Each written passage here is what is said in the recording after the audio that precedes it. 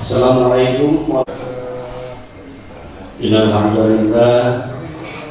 Nahmaduhu wa nasta'inuhu wa nastaghfiruh. Asyhadu an la ilaha illallah wa asyhadu anna illa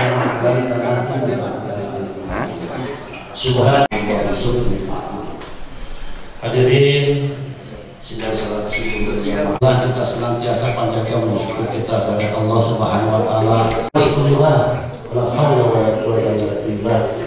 Nikmat yang sangat luar biasa syukur kita hari ini diberikan cukup barokah, nikmat sehat, nikmat iman, sahabatnya dan kita sebagai pengikutnya mudah-mudahan mendapatkan sallallahu alaihi wasallam, juga mendapatkan suatu syafaatnya. Soleh dan solehat ini kelak insya Allah dipertemukan jannatul. Sebagaimana biasa sebelum acara kita mulai, kalian agar kalian tidak sombong. Allah Subhanahu wa taala. Baik, terima kasih Pak Ketua DKM kita. Ini luar biasa Ketua DKM kita yang selalu mengajak dan mengajak ya untuk kebaikan. Semoga beliau tetap sehat walafiat. Kita semua juga sama tetap istiqomah dalam kebaikan. Baik, terima kasih. Bismillahirrahmanirrahim. Assalamualaikum warahmatullahi wabarakatuh. Alhamdulillah, wassalatu wassalamu ala sayyidina Rasulillah wa alihi wa sahbihi wa mawala, la hawla wa la quwwata illa billah. Allahumma aslih ummata Muhammadin sallallahu alaihi wasallam wa farrij an ummati Muhammadin sallallahu alaihi wasallam warham ummata Muhammadin sallallahu alaihi wasallam wa insyurah wasnahdatullah alamin al-haqqi Muhammadin sallallahu alaihi wasallam. Amma ba'd, wal qa'il qala Rasulullah sallallahu alaihi wasallam fi hadithihi man la yashkurun nasa la yashkurullaha, atau kama qala Rasulullah sallallahu alaihi wasallam. Amma ba'd, yang sama-sama kita hormati dan muliakan, yaitu Ketua DKM kita Masjid An-Nur Al-Ustaz Dr. Radas Haji Emma Sulaiman MM dan seluruh jajaran lain, seluruh para jamaah Jamil Hujjah, para sepuh, para orang tua, singkatnya hadirin hadirat jamaah subuh Masjid An-Nur, yang semoga semua yang hadir bersimpuh subuh ini senantiasa mendapatkan maghfirah dari Allah Subhanahu wa taala. Di mana pada subuh yang berbahagia ini ringan kaki kita melangkah ya, lalu meriung bersimpuh sambil kita beriktikaf. Jangan lupa lepas niat iktikafnya sekaligus ya, supaya duduk kita ini juga selain ngaji, selain ibadah salat yang lain, duduk iktikaf kita juga menjadi bagian tambahan dari amal soleh yang kita lakukan pada pagi hari ini. Semoga semuanya diridhai, diberkahi dan terima oleh Allah Subhanahu wa taala. Salat serta salam tak lupa kita sanjungkan pada junjungan kita baginda Rasulullah sallallahu alaihi wasallam, dengan harapan dan dengan tanpa kecuali kita semua yang pagi subuh ini bersimpuh, semoga kiranya nanti kita mendapatkan apa yang disebut dengan syafa'atul uzmanya. Amin ya rabbal alamin. Hadirin hadirat jamaah subuh yang berbahagia, alhamdulillah dan terima kasih yang kesekian kalinya saya silaturahim dan berjumpa dengan Bapak Ibu dan para jamaah di sini, dan pagi ini pun kembali. Oleh sebab itu, di samping saya mendengarkan gimana sambutan kepada kita selalu mengajak dan mengajak barusan itu, ini bisa lihat para jamaah kita yang kompak. Ini juga terlepas dari ajakan beliau. Insya Allah apa yang beliau ajak ini ya Bapak Ibu dan Saudara para jamaah tidak salah ya. Ini hal-hal yang benar, ini adalah bagian daripada kebaikan dan kebenaran. Oleh sebab itu insya Allah terus kita semangat dan istiqamah sementara dan mumpung kita masih sehat, Allah masih berikan umur, ya kan? Yang kemudian kita bisa menampakkan nikmat itu dalam bentuk ibadah seperti ini. Oleh sebab itu selalu kita berharap apa yang kita lakukan menjadi tambahan amal soleh kita, tambahan catatan amal ibadah kita, yang kemudian nanti ketika kita menghadap Allah, ya, alias meninggal dunia, sudah siap tempengan amal soleh kita. Nah ini ya, karena ingat perjalanan besok itu bukan perjalanan keluar kota. Nah, setelah kita meninggal dunia menghadap Allah di akhirat itu bukan perjalanan yang dekat dan pendek, tapi perjalanan yang sangat jauh dan panjang sekali, Bapak Ibu dan Saudara. Nah, sejak ulama mengatakan man arada ba'ida safar ista'adda. Orang yang mengetahui jauhnya perjalanan musafir itu, maka hendaknya menyiapkan bekal yang banyak. Nah, gitu ya. Bisa coba sederhana kita membayangkan kalau kita mau pergi jalan-jalan ke Ancol dekat, ya paling air aja cukup.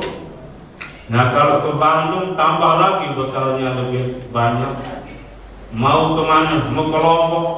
Jelas orang Lombok. Sekarang banyak orang jalan-jalan ke Lombok. Lebih jauh dari Lombok ke Bandung, makin banyak bekalnya enggak? Mau ke Mekah? Nah, tambah lagi bekalnya. Ini mau ke akhirat. Ayo, ini mau ke akhirat. Yang kemudian sejauh mana akhirat itu? Alam barzakh, Bapak Ibu. Alam barzakh, alam penantian. Nunggu. Nunggu apa? Nunggu saudara-saudara kita semua habis. Yang kemudian alias disebut dengan hari kiamat. Kita nunggu. Belum berlaku hari penghisaban, belum, mahsyar belum, masih nunggu. Yang paling melelahkan apa? Nunggu. Nah, itu nunggu di alam barzakh bukan main lamanya. Coba bayangin yang sudah meninggal sejak Nabi Adam, berapa lama dan nunggu. Kapan kiamat itu ya? Lama banget. Nah, di alam barzakh ini udah nunggu aja, udah lama banget. Nah, bekal apa? Inilah Bapak Ibu dan Saudara, beliau telah mengajak dari merenung ini luar biasa aja kan seperti ini. Nah, tadi mengajak lagi yang lain, man dalla ala khair falahu mithlu ajri fa'ili. Siapa yang mengajak kepada kebajikan, maka ia akan mendapatkan pahala seperti orang yang diajak. Nah, makanya sering kita kaitkan dan ulama kaitkan berkaitan dengan contoh mana lebih besar pahala jadi muadzin sama imam gitu. Ada ulama lebih gede pahala orang yang jadi muadzin, yang jadi bilang. Emang kenapa? Hayya 'alas shalah. Apa ini? Mari kita sholat. Berduyun-duyun yang datang sholat. Penuh Masjid An-Nur. Apalagi hari Jumat. Si muadzin ini, Bilal ini akan dapat pahala dari sejumlah yang datang ini. Wah, ini bisa rebutan azan ini. Bisa rebutan azan besok ini. Ia akan dapat pahala dari sejumlah yang datang di masjid ini. Gitu. Makanya itu orang yang ngajak itu gede pahalanya. Itulah makanya tadi ya, ulama mengatakan gedean pahala orang jadi muadzin ketimbang jadi imam. Karena si muadzin itu ngajak. Mana kalimat ajakannya tadi? Hayya 'alas shalah, hayya 'alal falah. Mari ambil rebut kemenangan di An-Nur ini, gitu kan? Kalau gitu, ambil kebahagiaan di An-Nur ini, berduyun-duyun seperti ini. Nah, beliau ketika kita barusan, ayo ngajak. Duduk bersirkut di majelis taklim, majelis ilmu seperti ini. Karena kita ada gedenya pahala. Ibu melangkah, bapak melangkah dari rumah barusan belum niat sholat, belum. Ini ngaji ini 1 langkah 100. Ayo coba hitung Bapak Ibu. keluar pintu barusan sampai masjid ini berapa langkah kira-kira? Makin jauh langkahnya makin gede, kan gitu kan? Kan kali, gitu kan? Kalau udah 10 langkah aja udah berapa? Kalau 100 satu langkah udah 1000, ya kan? Ayo yang langkahnya 1000 berapa lagi? Baru langkahnya Bapak Ibu itu merupakan apa? Bekal. Nah, inilah sebagai bagaimana dulu Bapak Ibu saya hormati untuk terus semangat menyambung apa dari DKM barusan yang terus mengajak. Alhamdulillah. Untung ada yang mengajak seperti ini kan. Butuh latihan yang gini-gini ini benar saya akui banget. Yang begini-begini agak jarang gitu. Nah, begitu ada yang ngajak-ngajak begini kan bagi alhamdulillah. Mudah tetap panjang umur sawal pihak sebagai kita. Amin. Baik Bapak Ibu dan Saudara pada jamaah syukur yang berbahagia, ini momentum ulang tahun kemerdekaan kita Republik Indonesia sebentar lagi. Hari ini sudah tanggal 14 ya. Bendera merah putih sana sini dikibarkan.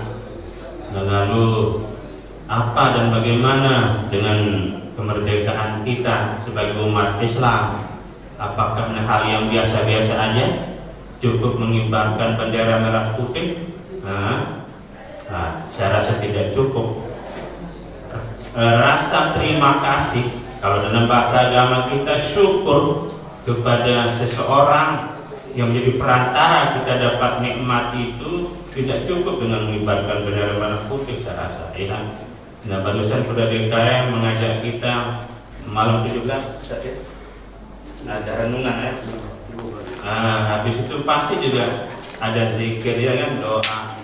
Maksud saya mendoakan orang-orang yang telah berjasa ya terdahulu memerdekakan republik ini kemudian seperti ini, tidak kalah penting dari bentuk terima kasih kita gitu ya. Nah, oleh sebab itu sebelum kita lanjut saya mengajak dulu baca Fatihah sekali sebagai niat doa kepada seluruh pejuang-pejuang kita ya. Semoga saja amal ibadah ini diterima oleh Allah Subhanahu wa taala. Semua pahlawan kita yang telah meninggal dunia di mana saja berada, Allah terima amalnya dan semoga diangkat derajat di Allah Subhanahu wa taala. Kita sebagai penulis pun selalu mendapatkan berkat dari Allah Subhanahu wa taala. Walahumul Fatihah. Bismillahirrahmanirrahim. Ya na'budu wa nasta'inu ihdinas mustaqim siratal ladzina an'amta alaihim ghairil Baik Bapak Ibu jamaah subuh yang berbahagia, bisa kita bayangkan tentang kemerdekaan ini dengan apa yang disebut dengan budak. Dulu ada istilah budak atau hamba sahaya yang persis seperti ibarat binatang. Ini padahal manusia, ya. Kemudian sebagai budak mau dijual, misalnya ternyata males banget budak ini. Budaknya apa ya?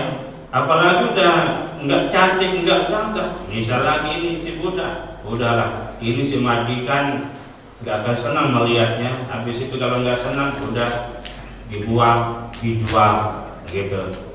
Tadi kan binatang yang dipotong lah kira-kira seperti itu. Jadi budak itu ya nggak ada harga dan nilai kita. Mau ngapain tidak bisa kita bebas, dikekang oleh majikan karena miliknya gitu ya. Nah, tapi ingat perbudakan itu sudah dihapus dulu sejak zaman Umar bin Abdul Aziz namanya. Sampai hari ini kemudian tidak pernah kita mendengarkan istilah budak. Bedakan dengan pembantu rumah tangga, bukan budak itu ya. Itu yang kerja dengan di rumah tangga, nah PRT bahasanya itu, bukan budak. Kalau budak itu betul-betul ya orang yang tidak ada kebebasan untuk apa dan ngapain, selalu dalam komando dan perintah dan apa dari majikan. Dan seperti tadi, seperti binatang sudah.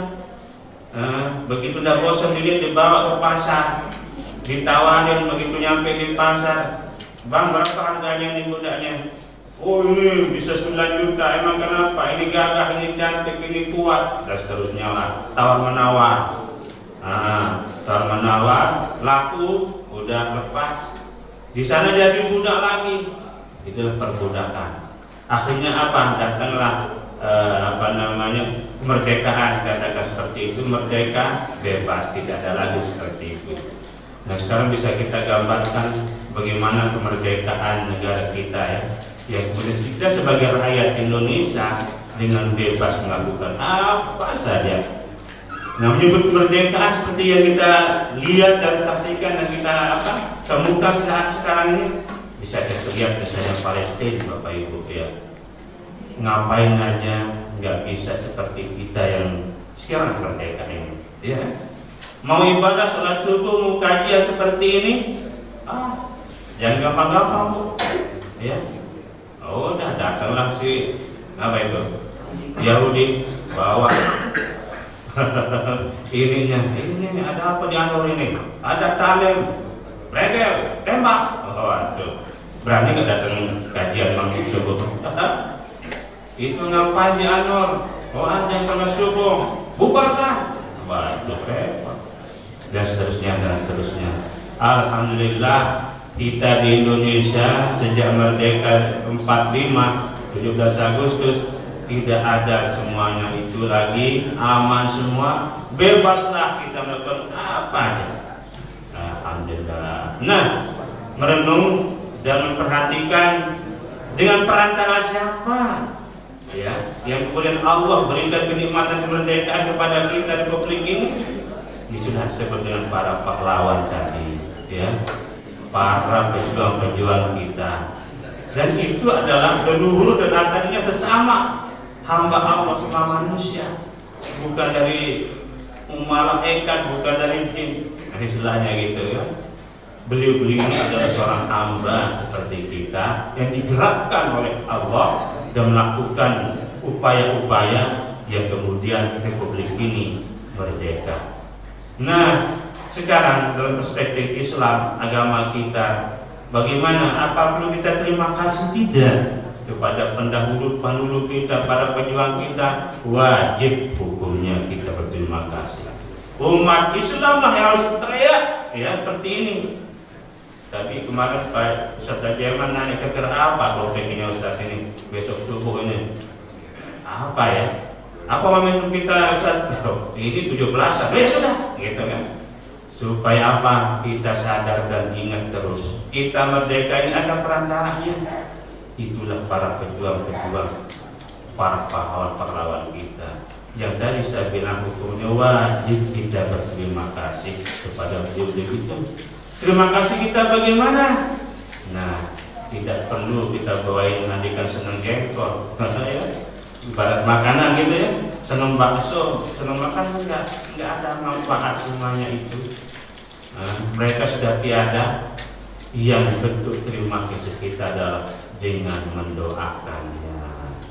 Barusan kita sudah baca Fatihah setidaknya. Semoga Allah kabul dan terima. Baik Bapak Ibu dan Saudara, bisa saya contohkan misal ayat mengatakan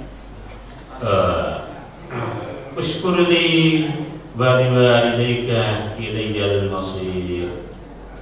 Berterima kasihlah kata Allah dalam Al-Quran kepada Allah, dan berterima kasihlah kepada orang tuamu. Nah ini orang tua ini disebut. Terima kasih, bersyukurlah kepadaku, kepada Allah. Ini kepada Allah sering kita bahas, mungkin juga para kiai ulama kita. Berterima kasih kepada Allah bagaimana? Ya, sering mulai dari asyukru, ya takunu bil qalb ya kan, wal lisani wal jawarih. Syukur terima kasih itu mulai daripada hati kita. Ingat dalam bab syukur, syukur pertama itu adalah syukur hati. Yakini bahwa semua nikmat Allah itu adalah berasal dari atas. Jangan sebut kehebatan kita, jangan sebut karena kepintaran kita mencari rezeki hanya inilah yang buat saya jadi kaya, gitu kan? Saya jadi pejabat karena hebatnya dan keturunan saya, dan seterusnya. seterusnya lagi. Ya, saya sehat ini karena tiap hari olahraga, minum obat. Ya benar, itu ikhtiar. Nah, tapi hakikat pemberi nikmat itu siapa? Allah Subhanahu wa Ta'ala. Nah, kalau ini Bapak Ibu pahami, ya, insya Allah pas kita ya, jadi penyakit sombong. Nah itu ya, kalau memahami tentang siapa pemberi nikmat itu, maka aman kita dari penyakit sombong. Kalau tidak paham, wanti-wanti ya, alhamdulillah, bahkan kita mengancam kita nggak akan masuk surganya Allah. Kalau mengapa? Kalau kita tidak yakini bahwa nikmat itu berasal dari Allah, selalu mengatakan ini kehebatan saya sehat dari olahraga, betul. Saya kaya karena saya cari duit, benar. Ya. Tapi semua itu ikhtiar. Hakikat pemberi nikmat itu adalah Allah Subhanahu wa Ta'ala. Nah, oleh sebab itu Bapak Ibu dan Saudara, setelah kita yakin nikmat dari Allah, selanjutnya kita mengatakan alhamdulillah. Wa amma bi ni'mati rabbika fahaddits. Dan terhadap nikmat Tuhanmu itu sebut, ucap, bitahmidillah ta'ala, dengan ucapan tahmid. Nah ini Bapak Ibu dan Saudara biasakan ya, apapun nikmat, sekecil apapun nikmat itu. Pagi ini enak, kita ngopi ngetek, nikmat banget, alhamdulillah. Tidak hanya itu, ini kaki kita, tangan kita, badan kita melangkah ke Masjid An-Nur, nggak ada berat-beratnya. Sementara orang, maaf misalnya, masih belum bangun, kita misal itu, kita udah justru dari tadi raih raup pahala yang banyak. Alhamdulillah. Ini hidayah Allah nggak lepas. Ini taufik Allah nggak pernah lepas. Apalagi belum, nggak bisa hitung. Atau nikmat merdeka, kembali ke dunia merdeka, alhamdulillah kita udah bebas banget. Seperti bayangin kalau seperti Palestina misal, ya Allah, alhamdulillah. Ini mulut jangan kering, gitu kan? Jangan kering dari kalimat kata-kata alhamdulillah. Man wajada khairan falyahmadillah. Siapa yang merasa mendapatkan kebajikan, tahmid kepada Allah, jangan lepas. Alhamdulillah. Pagi ini seger bugar, kemarin rasanya badan sedikit kaku, hari ini pagi alhamdulillah. Kira-kira begitu. Ini nyarap enak banget, padahal cuma nasi uduk, alhamdulillah. Gitu kan? Hari ini makan cuma tempe, alhamdulillah. Kemarin ayam, alhamdulillah. Kemarin daging, alhamdulillah. Selalu alhamdulillah. Makanya dalam bab agama ada namanya qanaah. Ini kalau kita pahami qanaah, Bapak Ibu lagi tenang hidup ini, benar kan? Kenapa? Qanaah itu selalu menerima apa yang Allah kasih. Karena nggak bisa ditukar nikmat itu dari orang yang lain, nggak bisa, gitu ya, nggak bisa ditukar. Jadi kalau sudah memahami seperti ini, menerima apa yang Allah kasih itu udah tenang sudah hidup kita.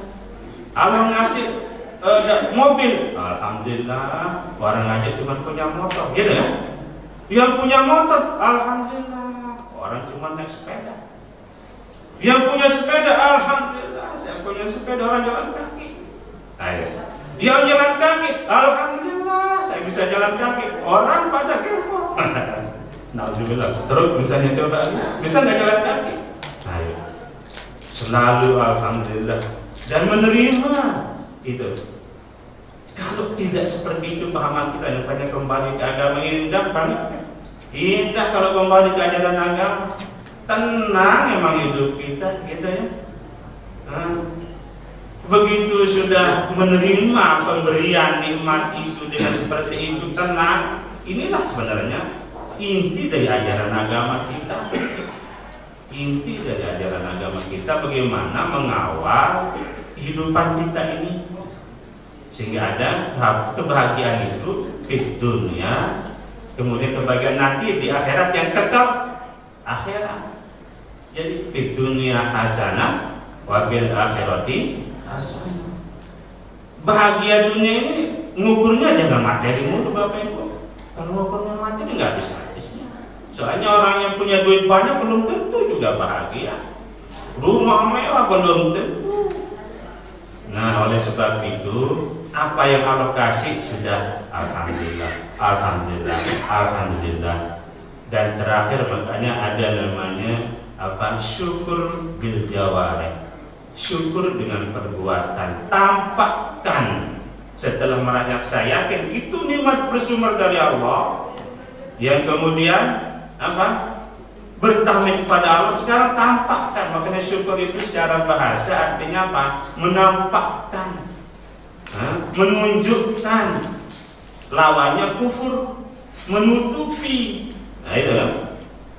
Allah kasih nikmat sehat, ditutupi nikmat sehat itu dengan tidak menampakkan dan kesehatan yang dia miliki. Contoh seperti pagi ini. Nah kita ini adalah orang yang bersyukur, ya kan? Mensyukuri apa? Membuka apa? Bukan apa? Menunjukkan apa?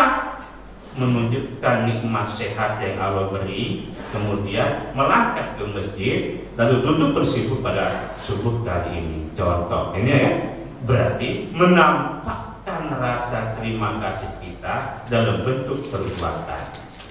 Tuh Bapak Ibu, coba kita pahami nih 3 macam syukur tadi itu. Syukur hati, syukur lisan, syukur dengan perbuatan. Nah kemerdekaan kita ini Bapak Ibu dan Saudara kan atas upaya ikhtiar para pendahulu-pendahulu kita. Nah sekarang kita tampakkan syukur kepada kemerdekaan ini dengan apa? Nah, kita lakukanlah yang terbaik, ya kan? Lakukanlah ibadah-ibadah yang bisa kita kemudian menampakkan nikmat tersebut. Nah, terhadap pendahulu-pendahulu kita bagaimana? Nah, kita doakan. Nah, itu makanya saya bilang kalau penting dari bersyukur atas kemerdekaan ini mendoakan. Oh ya tadi saya sebut, saya contohkan lagi sedikit ayat yang mengatakan uskurli wali walidaika. Berterima kasihlah kepadaku, kepada Allah kita beribadah seperti ini, ya. Ada datang perintah puasa, kita berpuasa. Datang perintah korban kemarin, kita berkorban. Nah, bagaimana berterima kasih kepada orang tua? Orang tua ini seorang hamba, seorang manusia. Nah, Imam Sofyan bin Uyainah namanya seorang pakar tafsir memberikan coba uraian makna gimana berterima kasih kepada orang tua itu. Kata beliau, setidaknya si anak itu mengucapkan mintakan ampun kepada ibu bapaknya selepas sholat 5 waktu minimal 3 kali, kata beliau. Ayo, selesai sholat 5 waktu mendoakan ibu bapak itu minimal 3 kali. Rabbi firli wali walidayya warhamhuma kama rabbayani shaghira. Rabbi firli wali walidayya warhamhuma kama rabbayani shaghira. Rabbi firli wali walidayya warhamhuma kama rabbayani shaghira. Berarti sudah mengamalkan makna ayat berterima kasihlah kepada orang tua. Bapak Ibu dan Saudara, ini udah meninggal dunia, masih perlu berterima kasih kepada orang tua. Tetap wajib kita sebagai anak itu berterima kasih. Cuman ayo lagi-lagi, gimana mengucapkan terima kasih sama orang tua udah nggak ada ini? Gitu kan, pertanyaan gitu. Dulu masih hidup, kita senang-senangin apa yang pengen ikutin, ya kan? Sebagai bentuk terima kasih kita, gitu kan. Mau jalan-jalan kita bawa jalan-jalan, mau makan apa kasih makanan yang disukai dan seterusnya. Nah, udah meninggal dunia, udah apa yang bisa kita lakukan? Apa udah selesai terima kasih kita? Oh tidak, tidak pernah tutup terima kasih kita, yaitu dengan mendoakannya. Nah sama dengan para pahlawan kita sekarang itu yang saya maksudkan untuk mengaitkan kemerdekaan ini. Pejuang-pejuang kita di mana-mana para pahlawan ini yang telah meninggal gugur itu kan. Nah Beliau itu adalah seorang hamba. Nah, yang kemudian apa? Kita wajib berterima kasih kepada beliau-beliau itu. Nah, caranya bagaimana? Tak kalah penting lewat kita mendoakan beliau-beliau itu, Bapak Ibu dan Saudara. Nah, barusan kita sudah baca Fatihah, ya, kita doakan. Itulah bentuk terima kasih kita. Nah, tadi orang tua, gimana cara terima kasih sama orang tua? Kita doakan. Kita doakan setiap selepas sholat. Nah, yang belum biasa, biasakan. Ya. Kalau barusan nggak sempat, entah habis ini. Karena tadi kan nggak sempat kita panjang-panjang jika kita kena ada kegiatan ini. Nah, Bapak Ibu dan Saudara yang saya hormati, jadi baginda Rasul mengatakan la yashkurun nasa la yashkurullaha. Orang yang tidak bisa berterima kasih sama manusia, maka Allah juga tidak akan menerima terima kasihnya. Tidak termasuk orang yang bersyukur kepada Allah. Ya, malam yashkurin nas, la yashkurillah. Orang yang tidak bisa dan tidak mau berterima kasih sama manusianya, maka dia tidak terhitung bisa berterima kasih kepada Allah.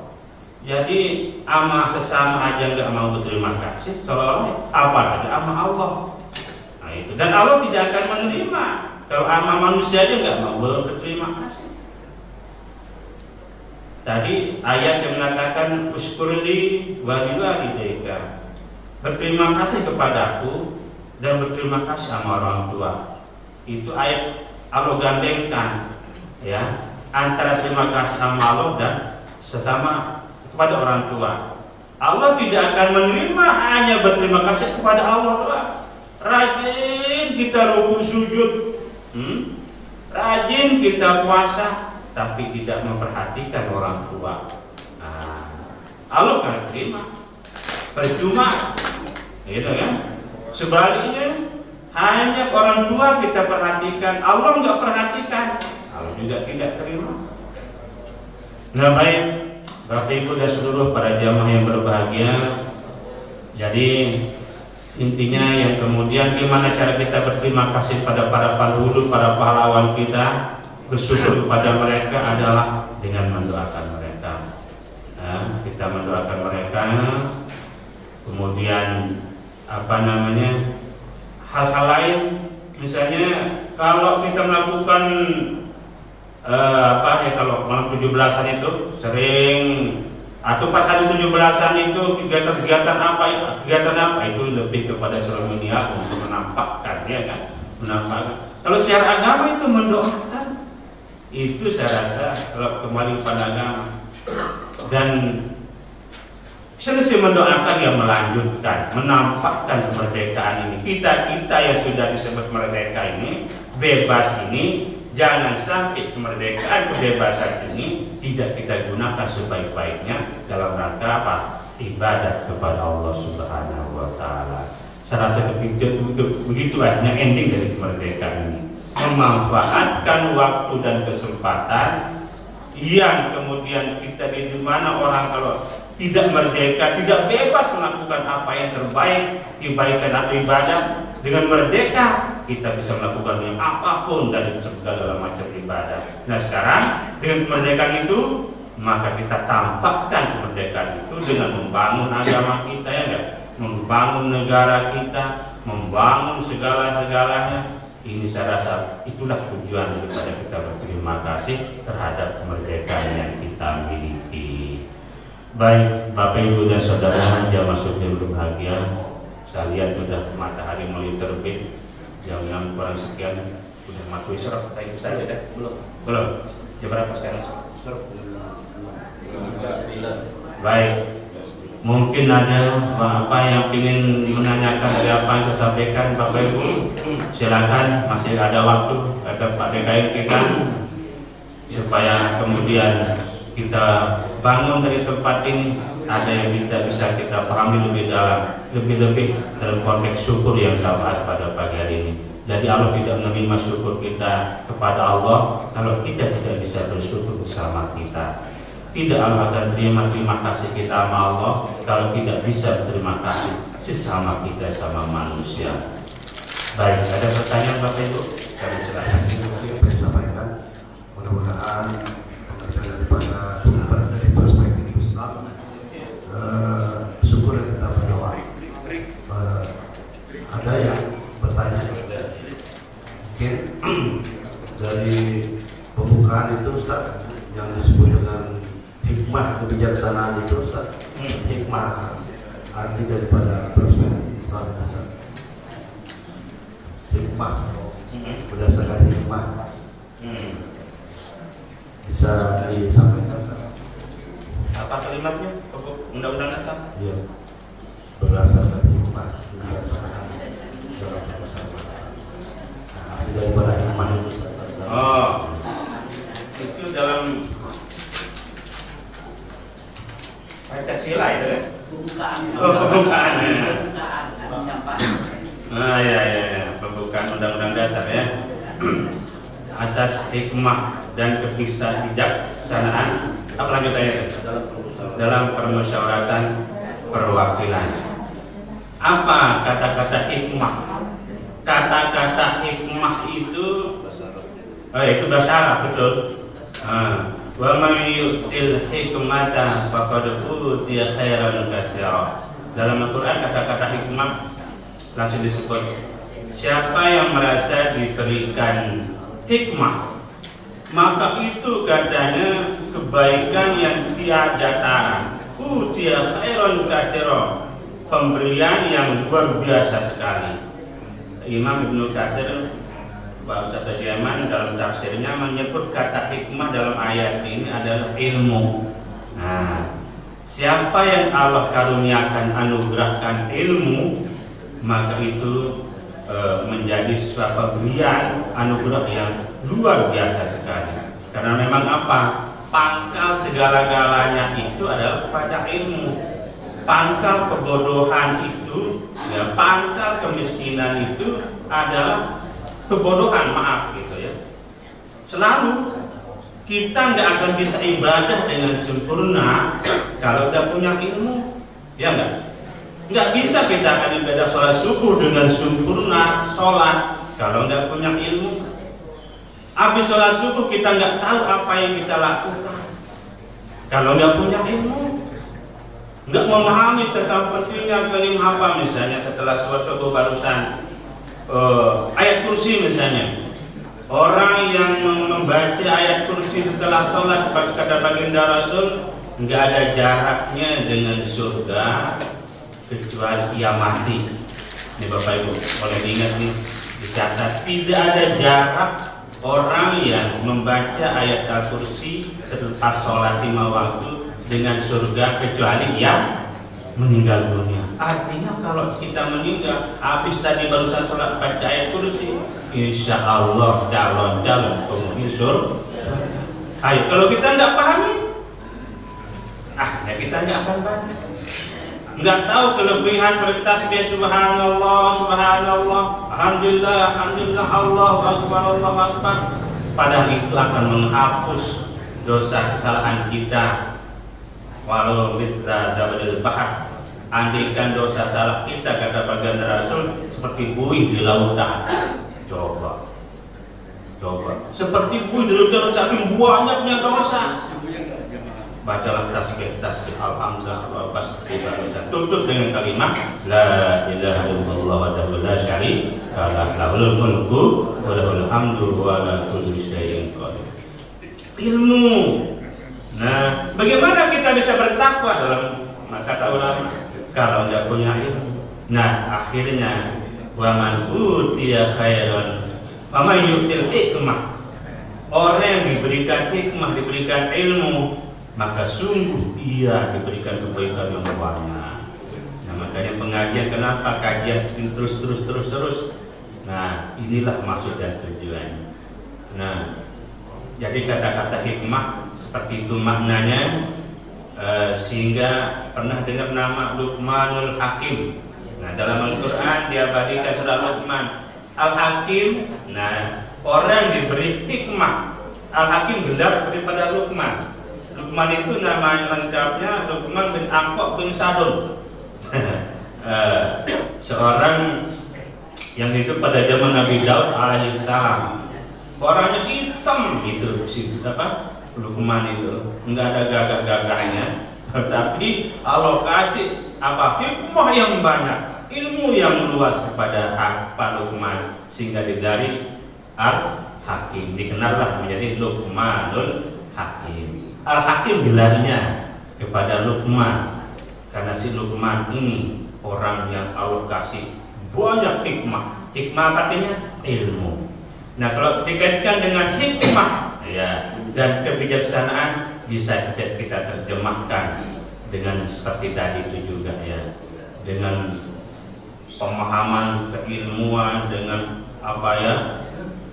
nalar gitu dan seterusnya, dan kebijaksanaan dan seterusnya ada kaitannya dengan lanjutan daripada apa yang disebut dalam Muqaddimah Undang-Undang Dasar barusan. Saya rasa demikian, Ustaz. Ya, silakan Ibu. Ditanyakan oleh Pak Jemaah, itu surat apa, ayat berapa? Apa itu? Suratnya surat apa, atau surat berapa, ayat berapa? Yang mana? Terkait dengan pertanyaan jawaban tadi. Oh, wa mayutil hikmah. Ya. Oh, nanti cari Al-Baqarah. Ayat berapa? Coba ini nggak kita habis, coba carikan Ustaz. Wa may yu'til hikmata faqad utiya khairan katsira wa ma yadhakkaru illa ulul albab. Saya lupa ayat persisnya. Nanti coba, tapi saya rasa di Al-Baqarah akhir. Kenapa? Ada yang habis? Yang kedua Pak. Apa? Yang kedua surat apa, ayat berapa yang terkait dengan bersyukur kepada Allah? Oh, Surat apa, ayat berapa? ayat mana, ayat berapa yang berkaitan dengan syukur kepada Allah? Ayat yang berkaitan syukur kepada Allah banyak sekali dalam Al-Quran. Misal kita dengar la in syakartum la azidannakum, atau apa lagi, mai uskurli wa liwalidayk, dalam Luqman juga itu ya, dalam surah Luqman. Atau lagi sedikit qalilun min ibadiyasy syakur, sedikit sekali dari hambaku yang mau berterima kasih bersyukur. Buka Sabah Sabah sekitar ayat 70 nanti. Ini maaf, ini saya ini bukan hafiz, jadi percis-percisnya kadang-kadang ayat itu di mana ya, kadang-kadang ini kelemahan kita, bukan hafiz ya. Tapi insya Allah seperti tadi depan nanti wa mayyutil hikmah itu Bunda di Al-Baqarah ya, coba dicek. Ada lagi? Iya, silakan Pak.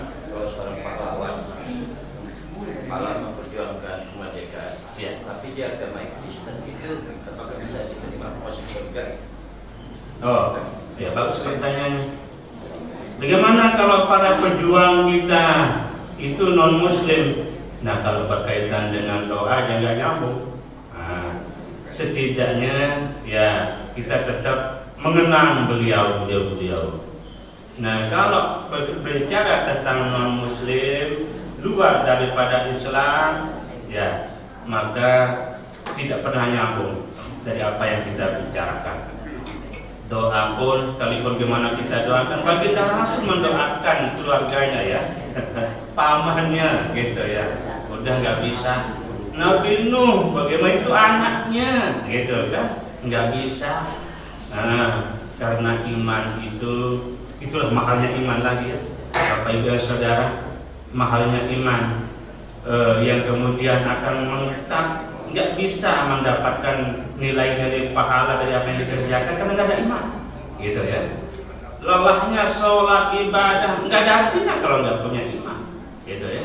Mau apapun Allah nggak akan bisa mencatat sebagai amal soleh kalau tidak ada iman itu. Nah, dasar imanlah yang kemudian Allah mencatat kepada apa kebaikan yang kita kerjakan.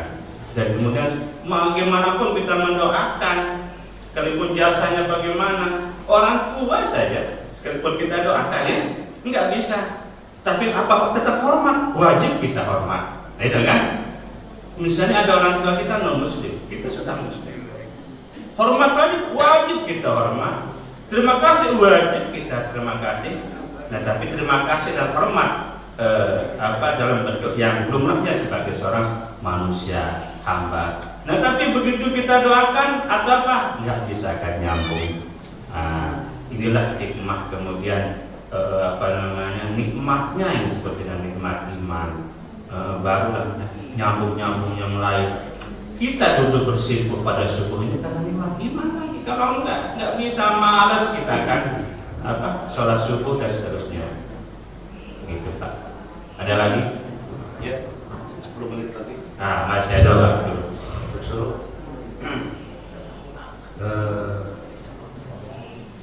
Ada.